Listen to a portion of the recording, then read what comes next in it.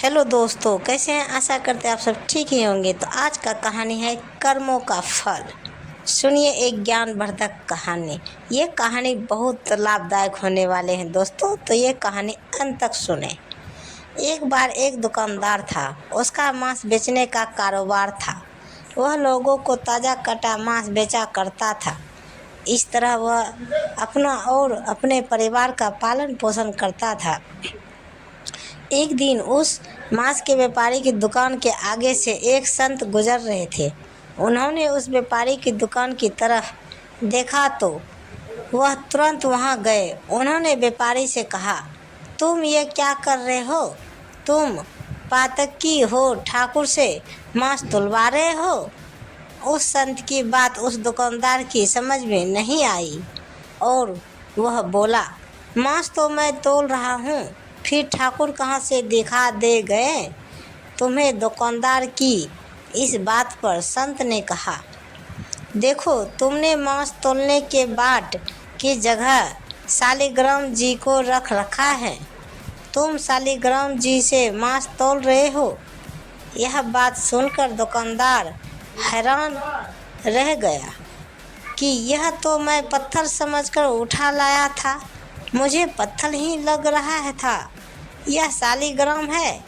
इस बात की समझ मुझ जैसे अज्ञानी को कैसे होती भला?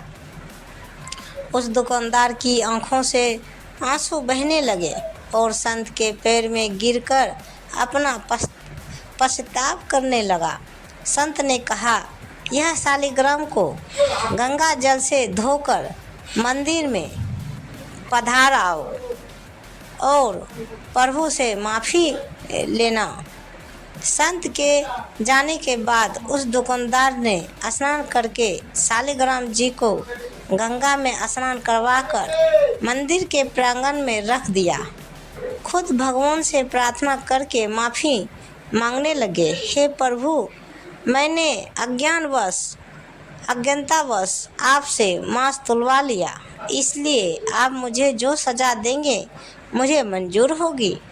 वह दुकानदार यह सोचकर कि वह कितना मूर्ख है कि भगवान से न जाने कितने सालों से मांस तुलवाता रहा हूँ और प्रभु कितने दयालु हैं कि उसके घोर अपराध करने के बाद भी वह उसके परिवार के भरण पोषण करते रहे।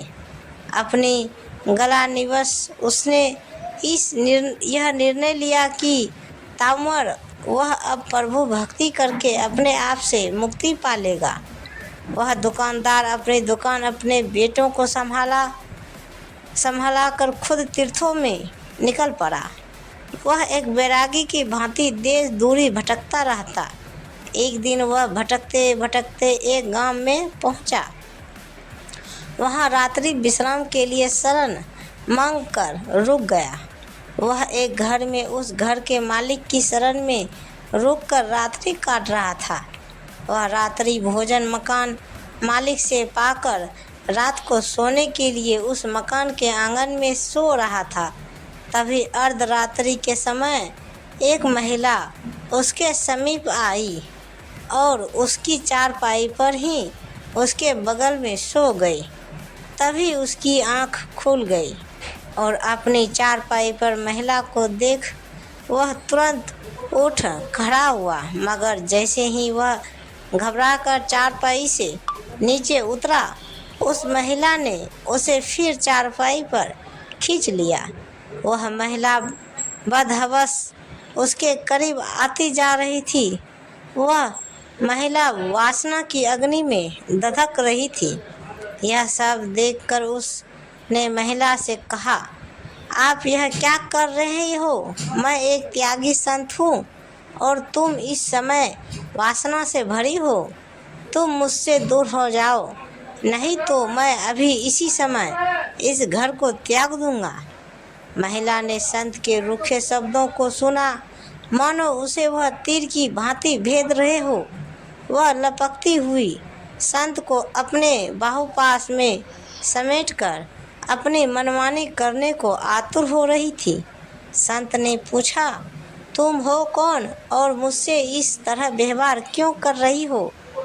तब वह महिला बोली, तुम जिस घर में ठहरे हो यह घर मेरा है, मैं इस घर की मालकिन हूँ।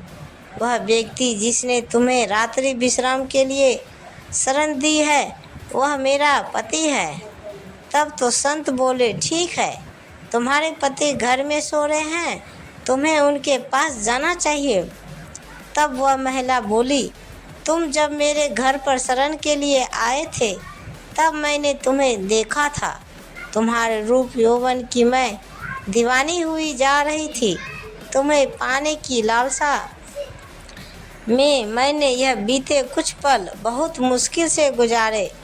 अब तुम्हारा सामीप्य मिल गया तो भला तुम्हें अपने से अलग क्यों करूं? अब उस संत ने उस महिला को समझाने की बहुत कोशिश की लेकिन देखो, तुम एक विवाहिता हो, तुम्हारा कर्तव्य पति सेवा है। ऐसे में तुम मुझ जैसे वैरागी को पाना चाहती हो? यहाँ तुम्हें शरण नहीं मिल सकती। तुम्हारी जगह अपने पति के पास है। जाओ, लौट जाओ अपने पति के पास। वह महिला कुछ सुनने को तैयार ना थी। तब वह बोली, अच्छा, तो मेरे और तुम्हारे बीच मेरा पति आ रहा है। अगर मेरा पति ना हो तो तुम मुझे अपना लेते। वह तुरंत घर के भीतर गई। उस महिला ने घर पर रखी पति की तलवार को निकाला और उस तलवार से पति पर वार कर दिया। उसका पति वहीं मर गया। वह खून से भरी तलवार ले जाकर उस संत को दिखाते हुए बोली, लो, मैंने तुम्हारे और मेरे बीच खड़ी पति रूपी दीवार नष्ट कर दी। मैंने पति का गला काट डाला। अब वह कभी हम दोनों के बीच में नहीं आ सकेगा। बेचारा वह संत दुकानदार यह सब देख वहाँ से भागने लगे। बहुत कोशिश के बाद भी संत वहाँ से न रुके तो उस महिला ने उस तलवार से खुद पर वार किया और सदैव के लिए खत्म हो गई। संत जैसे तैसे वहाँ से निकलकर भागे। बहुत दुखी रहने लगे। उनका दुखी चेहरा देखकर एक संत ने उन्हें कहाँ लगता है तुम बहुत दुखी हो? क्या बात है जो तुम्हें परेशान कर रही है? हम संतों को अपने दुख से नहीं, दूसरों के दुख से दुखी होते हैं। तुम्हारे साथ कौन सा दुख है? तब उस संत ने वह सारी घटना उन संत को सुनाई। संत ने उस संत की बातों को सुनकर ध्यान लगाया तो उनका इस सारी घटना का सार समझ आ गया।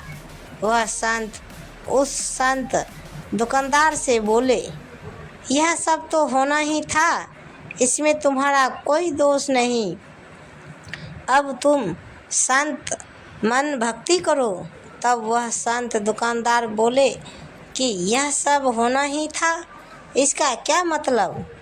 तब वह संत हंसते हुए बोले, तुम मेरे पास बैठो, मैं तुम्हें सब बताता हूँ। उन संत ने उस संत दुकानदार से कहा, यह सब पिछले जन्म का कर्जा था जो उस महिला ने ले लिया। संत दुकानदार बोले, कैसे बदला? अब संत उन्हें बताने लगे, पूर्व जन्म में तुम प्रभु भक्ति के लिए घर बार छोड़कर सोने स्थान में रहते हुए भक्ति करते थे। एक दिन जब तुम ध्यान मग्न होकर प्रभु भक्ति कर रहे थे तभी वहाँ से एक गाय भागती हुई आई। तुमने गाय को देखा, चुप रहे। गाय को एक कसाई पकड़ना चाहता था। गाय उस कसाई से बचती हुई भागती हुई वहाँ आई थी। गाय तुमसे अपने बचाव की उम्मीद से देखने लगी, मगर तुमने भक्तिवश उस पर ध्यान नहीं दिया तो वह डरती हुई कहीं और जाकर अपना बचाव करना चाहती थी। वह वहाँ से चली गई। तभी उसके पीछे पीछे भागता हुआ कसाई तुम्हारे सामने हाथ में तलवार लिए आया। तुम जिस स्थान पर बैठे थे वह ठीक चौराहे पर बना हुआ था। वहाँ से 4 मार्ग निकलते थे, इसलिए कसाई वहाँ रुका। उसे समझ नहीं आ रहा था कि वह गाय कहाँ गई। चारों तरफ नज़र दौड़ाकर वहाँ कसाई तुम्हारे पास आया और तुमसे उस गाय के बारे में पूछा कि तुमने किसी गाय को यहाँ से भागते हुए देखा है।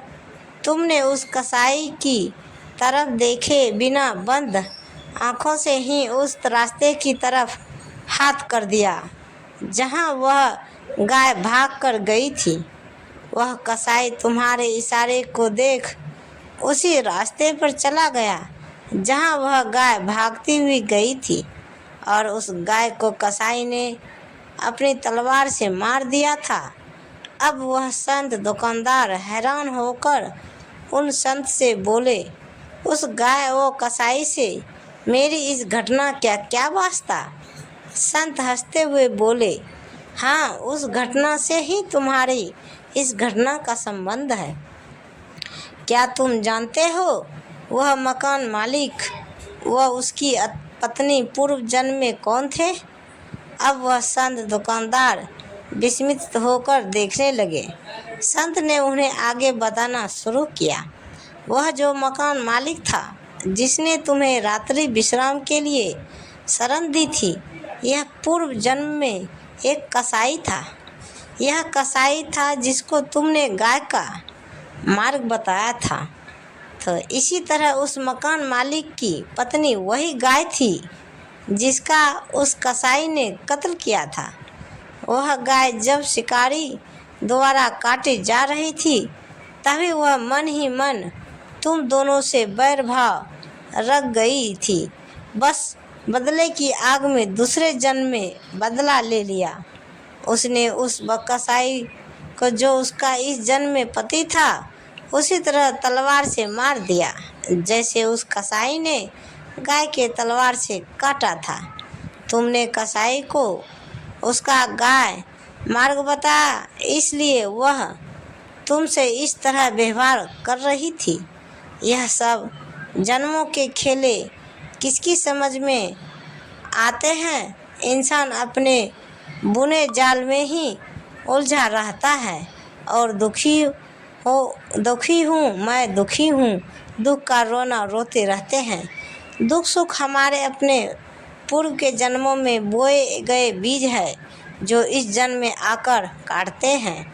रे मन, अधीर न हो, ना दुख सदा रहा ना सुख सदा रहेगा। दुख के बाद ही तो सुख आता है और सुख के पीछे दुख भी छुप कर बैठा होता है जो हमें अहंकारवश नजर नहीं आता।